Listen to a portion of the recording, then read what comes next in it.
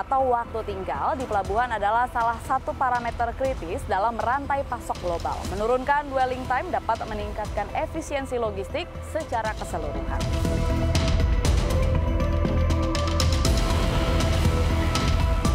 Badan Pusat Statistik mencatat biaya logistik nasional saat ini ada di level 14,29% dari produk domestik bruto atau PDB. Solusi yang ditawarkan dan juga diyakini dapat menekan biaya logistik dan sudah terbukti di berbagai negara adalah dengan menerapkan konsep dry port, seperti salah satunya di tempat saya berada saat ini. Lantas apa itu dry port? Dry port, juga dikenal sebagai terminal kargo darat, adalah fasilitas logistik di daratan yang berfungsi sebagai hub untuk memfasilitasi kegiatan bongkar muat kargo dari kontainer pelabuhan ke moda transportasi darat, seperti truk atau kereta api dan sebaliknya. Peran dry port semakin penting di era globalisasi ini, di mana arus barang semakin kompleks dan volume perdagangan internasional terus meningkat. Melalui dry port, pengurusan dokumen pelayaran bisa ditempuh dengan satu sistem sinergis dengan sejumlah otoritas kepelabuhan lain. Selanjutnya muatan dikirim ke pelabuhan laut dan dalam hal ini terminal peti kemas dengan menggunakan angkutan multimoda baik angkutan kereta api maupun truk peti kemas, kemudian dimuat ke kapal. Kehadiran dry port menjadi sangat signifikan dalam mendukung sistem logistik. Misalnya reduksi kepadatan di pelabuhan. Dengan memindahkan kegiatan bongkar muat ke fasilitas dry port, pelabuhan dapat mengurangi kepadatan dan kemacetan di area pelabuhan, menyebabkan percepatan proses logistik. Ada pula dari sisi optimasi moda transportasi. Dry port memungkinkan transfer efisien antara moda transportasi, seperti kapal laut ke truk atau kereta api. Ini mengurangi waktu yang diperlukan untuk memindahkan barang dari pelabuhan ke tujuan akhir. Selain itu, peningkatan kinerja rantai pasok. Dry port membantu meningkatkan kinerja rantai pasok secara keseluruhan dengan mempercepat aliran barang dari produsen ke konsumen. Penurunan biaya dan peningkatan daya saing. Ini juga bisa. Dengan mempercepat proses logistik, dry port dapat membantu mengurangi biaya pengiriman dan meningkatkan daya saing produk di pasar global. Dengan mengandalkan terminal barang di luar pelabuhan atau dry port, Indonesia sebenarnya mampu memangkas waktu bongkar muat barang di pelabuhan atau dwelling time. Karena dinilai dapat mengurangi dwelling time, dry port dibangun di kota yang dekat dengan pelabuhan. Kehadiran dry port bisa menjadi salah satu bentuk transformasi yang juga selaras dengan upaya pemerintah dalam National Logistic Ecosystem atau NLE sebagai inisiatif besar nasional yang bertujuan untuk mengurangi biaya logistik dan mempercepat pergerakan barang dalam rantai pasok. NLE merupakan ekosistem logistik yang menyelaraskan arus lalu lintas barang atau flow of goods dengan dokumen internasional atau flow of documents, sejak kedatangan sarana pengangkut kapal atau pesawat hingga barang keluar dari pelabuhan dan tiba di gudang. NLE merupakan terobosan pemerintah untuk mendorong pertumbuhan ekonomi nasional pasca terdampak pandemi.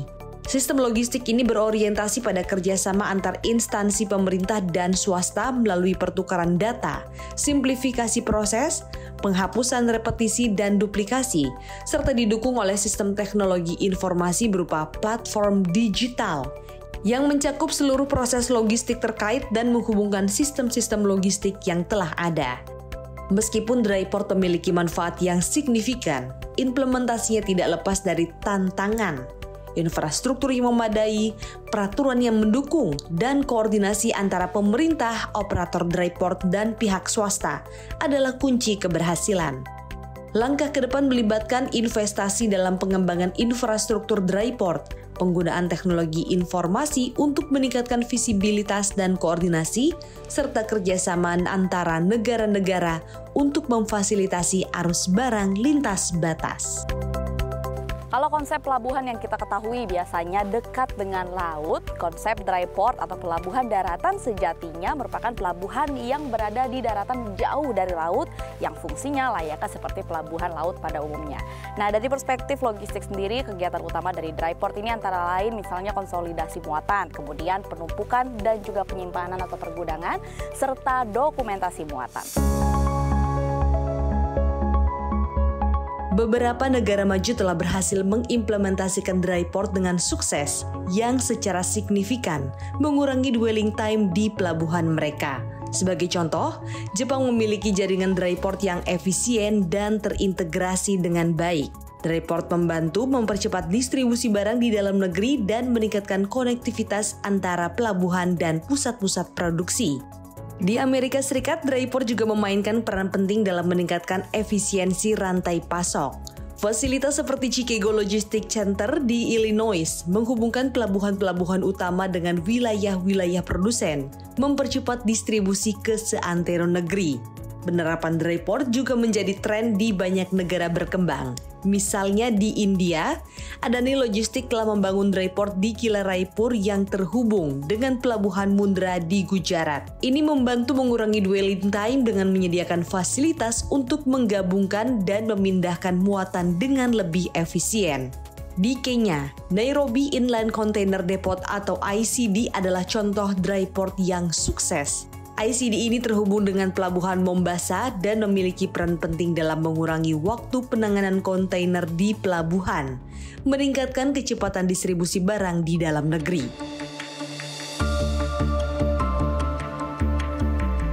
Indonesia sudah seharusnya melakukan sejumlah upaya untuk mendorong kinerja logistik secara nasional yang memang secara data turun levelnya, bahkan saat ini berada di bawah sejumlah negara tetangga seperti misalnya Singapura, kemudian Thailand hingga Vietnam. Berdasarkan hasil survei dari Bank Dunia atau dari World Bank, Logistic Performance Index atau LPI Indonesia pada tahun 2023 turun level dari level 46 menjadi level 63 dan saat ini berada di skor 3,15.